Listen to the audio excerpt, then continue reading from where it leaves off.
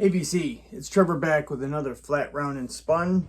Here to do a response to another video from the Vinyl Den.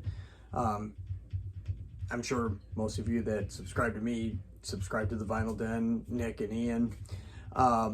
They did a video a couple weeks ago on essential albums you should have on vinyl. And obviously these are mere suggestions, you know, all these are subjective.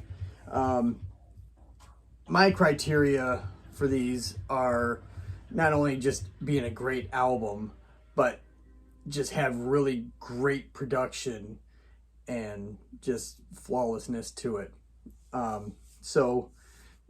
They did 3 albums each. I'm going to do 3 albums myself. I mean, obviously I could probably do an hour video on these things, but we'll keep it down to 3. So the first one that might seem out of my wheelhouse for my normal viewers, but this is an artist that both me and my wife like, though the last record I did not like at all, and kind of tied up the vinyl pressing plants when it was getting produced, so it's become a joke, and you'll see a lot of this artist's albums in Walmart and Target stacked up. So anyway, it's her debut album. It's Adele 19. This record I remember getting the day of, well, actually my wife and I, we were watching Saturday Night Live back in 2008. I would DVR it and we'd watch it while eating breakfast. And the musical guest was Adele, who we did not know at the time. So she's performing Chasing Pavements, and Cold Shoulder was the second song on there. And we were both thoroughly impressed. So that day we went and got the CD and just fell in love with that album and Adele at the time. We did end up seeing her in Seattle here. We didn't even live here at the time. We were just coming here to just visit. And then a couple months later, I actually saw her back in Detroit. But this album, 19, this is before she became like what I would say a pop diva. So just real down to earth, great songs, great production. Next one, though, you know, it is well documented how doctored this album is for a live record, but it was my gateway into hard rock and heavy metal. I remember seeing this in my uncle's record collection in 1976 and was floored by first the album cover and then listening to it. And that would be Kiss Alive from Kiss. Duh.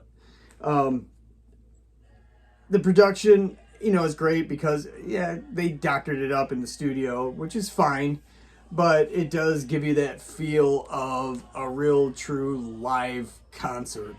All, you know, not only the music, but the packaging. You're looking at the photos of the band live, and it's just a true experience in listening and just looking at the artwork. And obviously a classic amongst classics here. Kiss Alive, 1975. And then the final one, I got this in my sophomore year of high school. I was familiar, or I'd been listening to the band's 2 previous albums, and in the metal realm, and there's, you know, lots of reverb and just stereotypical heavy metal production. Then they got with Rick Rubin, and he fine-tuned this band in the production, like to where it's like laser focus. That's Slayer, Rain and Blood.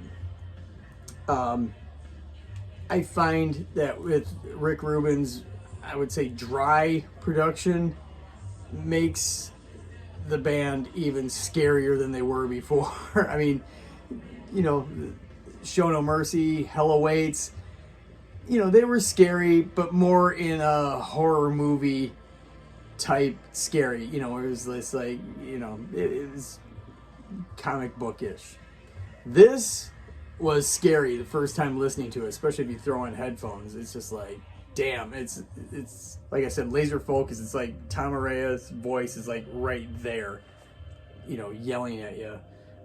But Slayer, Rain and Blood, 1986, just a classic, one of my favorite albums of all time, probably in my top 10 or 5 of all time. So those are my 3 suggestions for essential albums to have on vinyl. Like I said, I'll put the original video from the Vinyl Den in the description so you can check that out. And, you know, maybe we can make a thread out of, you know, your 3 essential albums to have on vinyl. All right. We'll see you later, guys. Bye.